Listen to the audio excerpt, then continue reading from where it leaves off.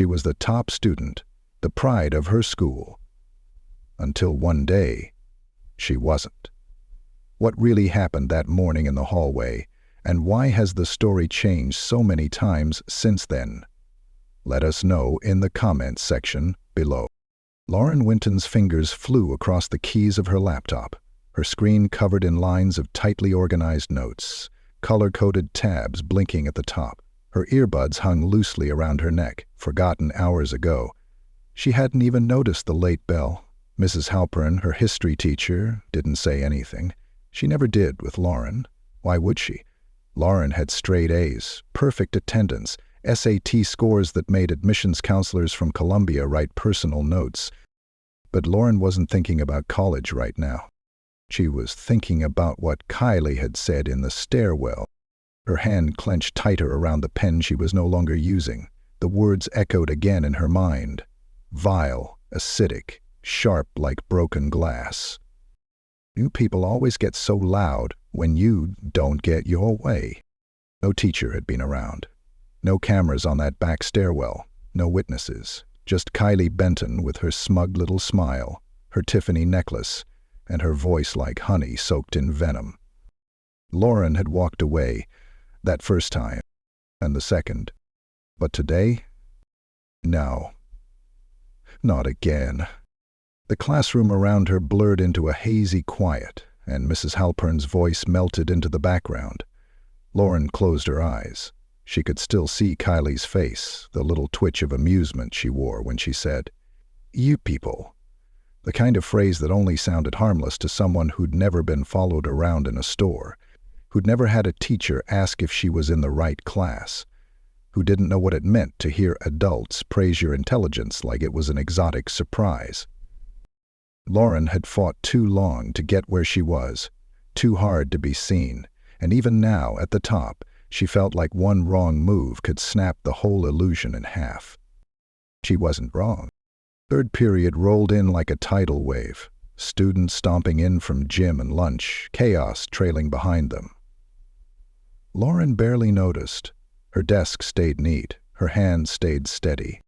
But across the room, Kylie Benton sat down, angled herself toward Lauren, and smiled. A slow, deliberate, "I'm still here" kind of smile. The girls hadn't spoken since the stairwell. But that smile, Kylie knew what she was doing. The message was clear.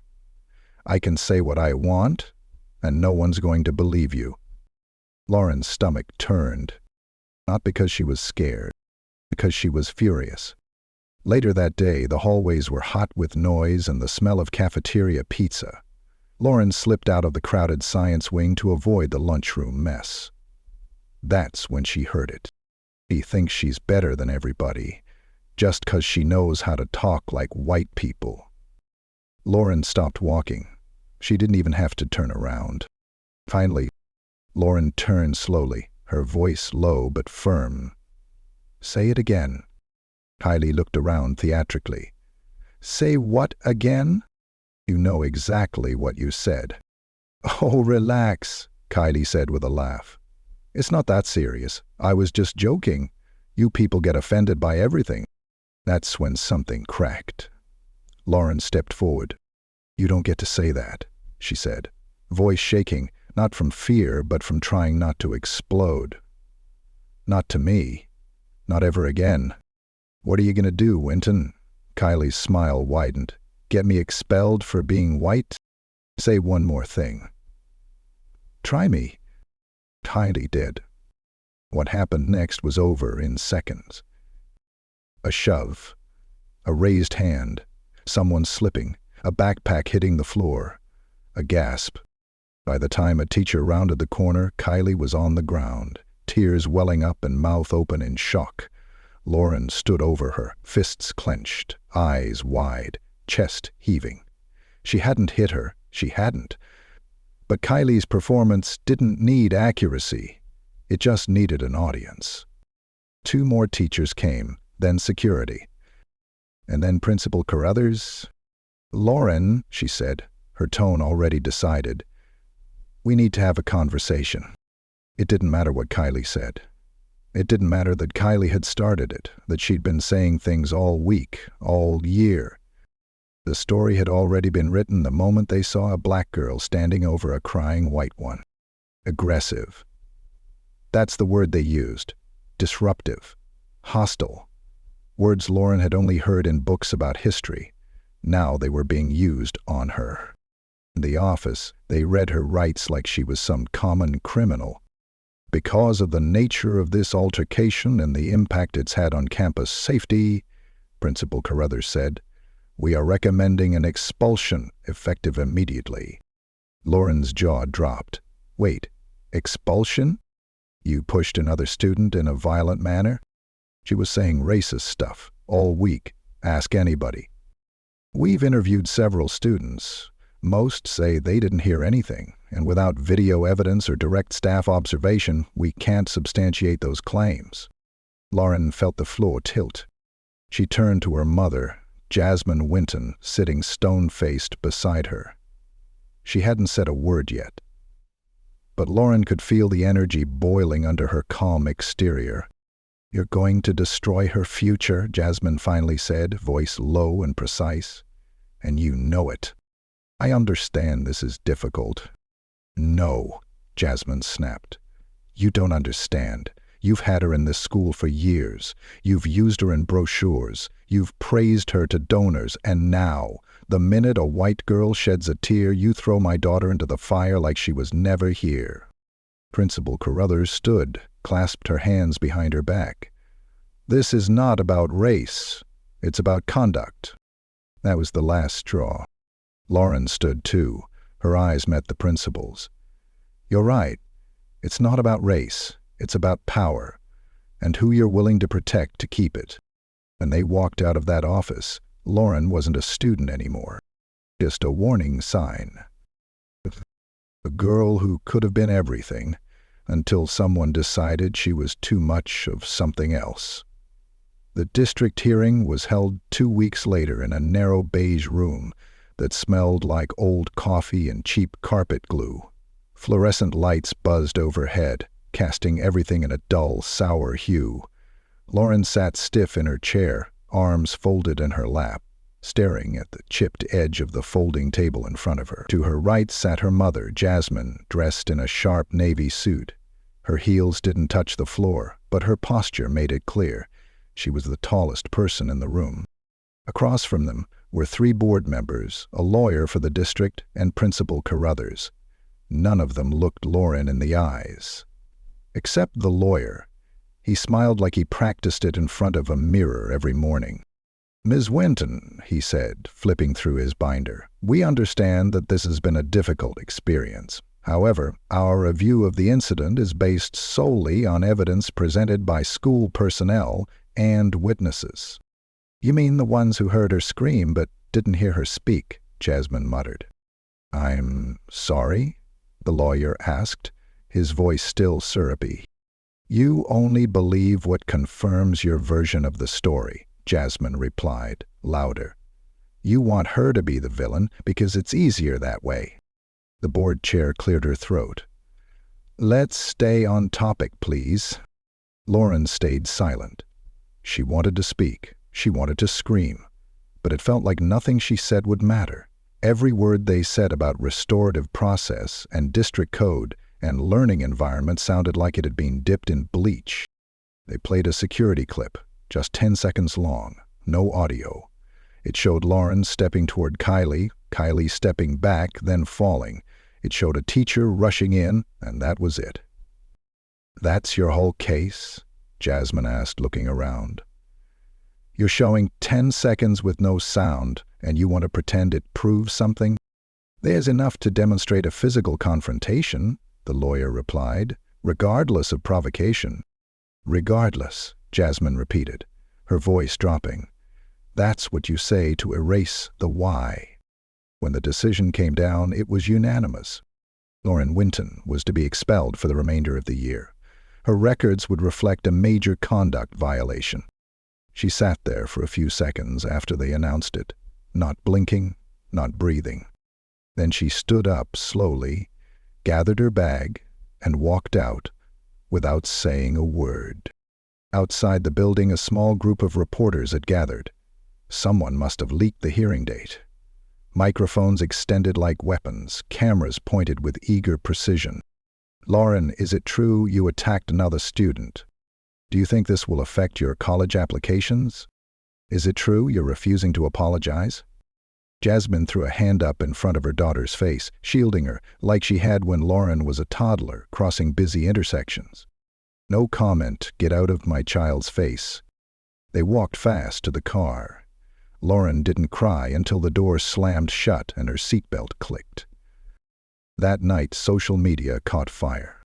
The story ran in the local paper with a headline that read, "Top student expelled after violent outburst." No context, no quotes from Lauren or her family. Just a pixelated photo of her from a yearbook and the school's official statement about zero tolerance. By morning it had made the rounds to larger sites. Talk radio picked it up. The comment sections exploded with every tired stereotype about angry black girls and violent behavior and how kids these days can't handle discipline. Lauren didn't leave her bedroom for 3 days. On the 4th day, she logged into her Columbia application portal. Withdrawn. Her early acceptance had been rescinded. It wasn't long before the others followed. NYU, Howard, Spellman. Even the local state school, her fallback, had requested a copy of her updated records. By the end of the month, she had nothing. No school, no offers, no future. That was when the silence crept in, not just from the world, but from the people she thought would speak up. Teachers who used to call her brilliant stayed quiet. Friends who had clapped for her honors award unfollowed her page. Even Mr. Edmonds, her mentor and biggest academic supporter, had only sent one email. "I'm sorry this happened. I wish there was more I could do." It felt like standing in a house after the fire had passed. Everything still smoldering, and no one around to help her sift through the ashes. Jasmine tried to talk about alternatives, GED programs, community college, legal action. Lauren heard her, but the words didn't stick. She was 17, and already the world had reminded her what it thought she was worth. On one particularly hard night, Jasmine brought in a folder. Inside was a list of night school programs and a post-it that just said, "This isn't the end, unless you let it be." Lauren didn't say anything, but the next morning she got up before sunrise, tied her curls back into a bun, put on a hoodie, and took the bus across town to enroll. The room smelled like bleach and boredom, a gray building with no windows. A woman behind a bulletproof glass window handed her the forms. Lauren filled them out in silence. She wrote her name at the top in all caps. It felt like she was carving it into stone. Back at home, she taped a new sheet of paper to her wall, blank at first but eventually filled with goals. Finish the semester, pass every class, apply to second-chance scholarships, get a job, pay for one class at a time if she had to. No one was coming to save her, so she would build her way back, brick by stubborn brick. She just didn't know yet where that road would lead, or how close it would eventually bring her to the place she'd sworn never to return. The clock buzzed its usual broken wheeze as Lauren slid her employee badge across the scanner at the Adult Education Center. 6 years had passed since the day she was expelled, but she still walked like the floor might collapse underneath her. Like one misstep could turn her entire life inside out again. She wasn't the same 17-year-old girl who sat silent in that district hearing, but some part of her still carried that moment, stitched into her spine, her shoulders, the back of her throat. "Miss Winton," called a familiar voice behind her. "You forgot your mail again." Lauren turned, brushing her locks away from her face. A short, middle-aged woman with a teasing grin handed her a bundle of manila envelopes. "They were stacking up on your desk, like you were the mayor." "Probably just more financial aid forms," Lauren muttered, tucking the stack under her arm. "Thanks, Tanya." "You need to sleep more," Tanya said, mock scolding. You look like somebody's been stealing hours from your day." "Somebody has. She's got my face and thinks juice boxes grow on trees." Tanya laughed. "Your daughter's lucky. She's going to grow up with a powerhouse." Lauren smiled, but it was the quiet kind, the one that didn't quite reach her eyes. She nodded and made her way down the hallway, past rooms filled with adults hunched over workbooks and whiteboards covered in formulas. She used to sit in those very seats. Now she taught others how to rise out of the cracks, too. She turned the corner and stepped into her office. It was tiny, barely wide enough for the metal desk and second-hand file cabinet, but it was hers. That mattered more than any square footage ever could. She dropped the mail on her desk and sat down, pulling out a spiral-bound notebook. Her real planner, the one with everything in it. Lesson plans, application deadlines, grocery lists. She flipped to the back page where she kept her someday goals. Most were checked off. One still wasn't. Apply for school administrator credential. She stared at it for a few seconds. It wasn't fear keeping her from doing it, not anymore. It was the thought of going back to the world that kicked her out and never looked back. But she'd earned 2 degrees since then, taught night classes, helped dozens of students get GEDs and enroll in colleges, and raised her daughter, Zora, now 5, on her own. She wasn't a whisper of potential anymore. She was a damn thunderclap. Lauren opened her laptop and typed in the credential portal link. A new tab opened. The application stared back at her like a dare. By the time she got home that night, Zora was already asleep, her half-finished drawing of a rainbow crumpled on the coffee table next to a plastic juice bottle. Lauren sat on the edge of the couch and just stared at her for a moment. 5 years old and already asking questions like, "Why do some people get mad when you talk smart?" Lauren brushed a hand gently over her daughter's braids. "You're gonna speak smart your whole life, baby," she whispered. "Louder than I ever did." The days became weeks. Lauren balanced lesson plans, potty training, and a mountain of certification paperwork. There were moments she thought about giving up, not because she couldn't handle it, but because she couldn't forget what happened last time. The sting of watching everything fall apart because one person decided her anger was less forgivable than someone else's racism. Then one morning, she opened her email, and there it was. "Congratulations, your administrator credential has been approved." She sat still for a long time. The cursor blinked at the end of the message. Zora ran past the kitchen table shouting about cereal and cartoons, but Lauren didn't move. Not until she heard a knock at the door. It was Mr. Edmonds. Older now, a little grayer, but his eyes were still kind, still steady. He looked nervous in a way that didn't match his usual calm. "Lauren," he said, "I hope this isn't a bad time." No, I mean. "Yeah, I guess." "What are you doing here?" "I've been following your work. The Adult Education Center, the night school lectures. You're doing more than half the principals in this district." He paused. "One of those principals just retired. And the board, well, I'm on the board now. And I recommended you." Lauren stared at him, her mouth opening slightly. "Wait, recommended me for what?" He smiled. "For the job." She blinked. He nodded. "The principal's job." The laugh that came out of her was small, disbelieving. "At what school?" His eyes held hers. "You already know." Lauren turned away, her hand tightening around the back of a chair. She hadn't said the name of that school in years, hadn't driven by it, hadn't even wanted her daughter anywhere near that building. "You want me to go back there?" she asked. "There?" "I want you to lead it. After what they did to me." He nodded again. "Because of what they did to you." She didn't answer him right away. Didn't sleep much that night either. The memories came back in pieces. Her walking out with her record stained. Her mother storming through that office, demanding justice. her friends disappearing, her college future dissolving like a mirage. And she thought about the hallway where it all started, the stairwell, the noise. She thought about every student she'd helped since then, every single one who'd sat in front of her and said, "No one believed in me," and how she'd told them over and over, "I do."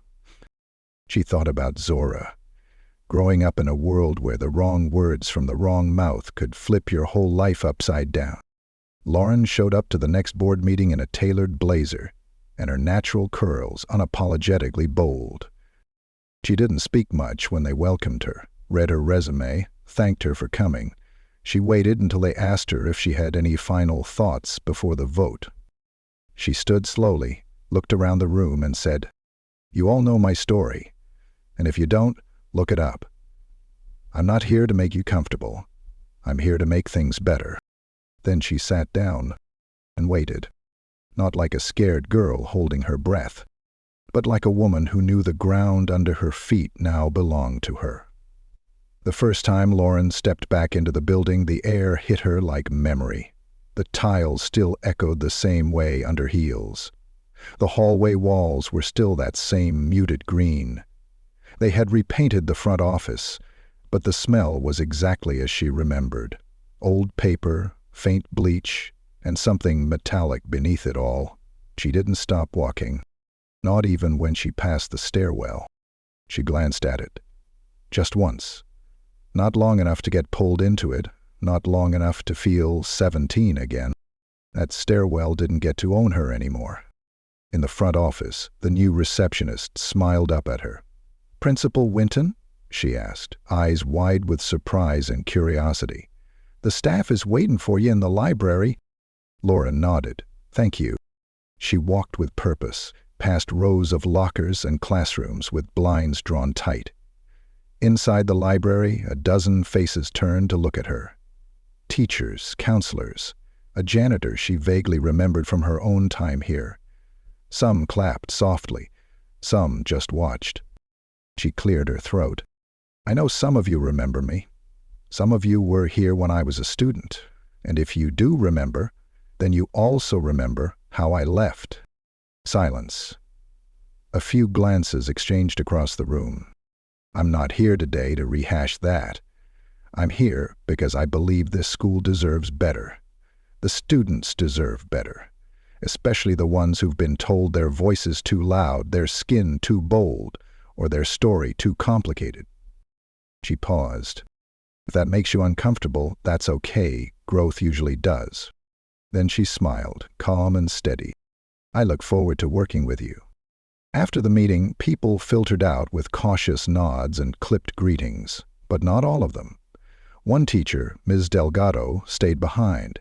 She had been a new hire during Lauren's senior year, quiet but observant. "I remember," she said softly, "what they did to you.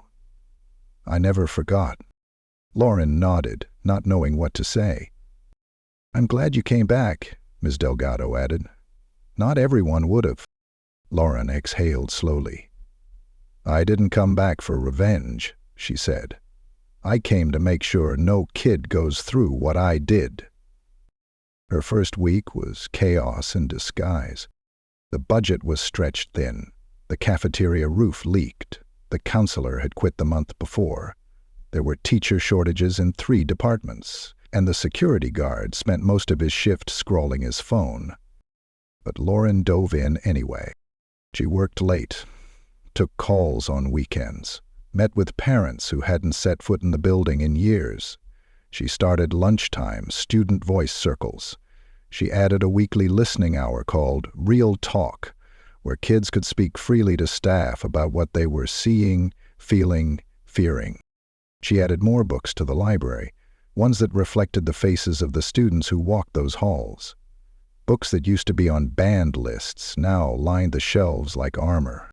By month 3, something began to shift.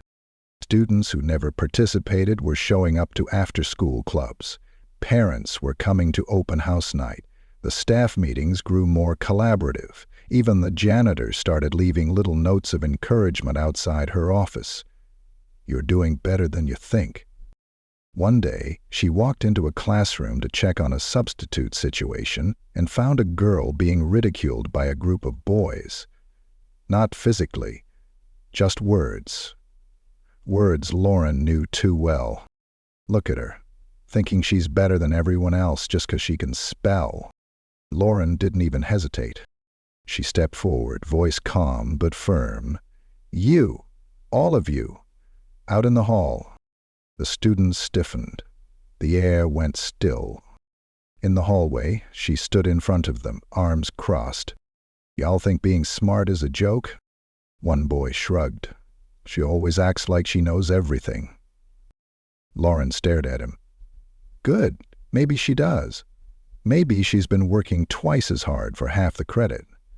Maybe she's been told for years that her smarts don't count unless she says them in the right tone or the right outfit or the right skin. The boys looked down. Let me be clear, she continued.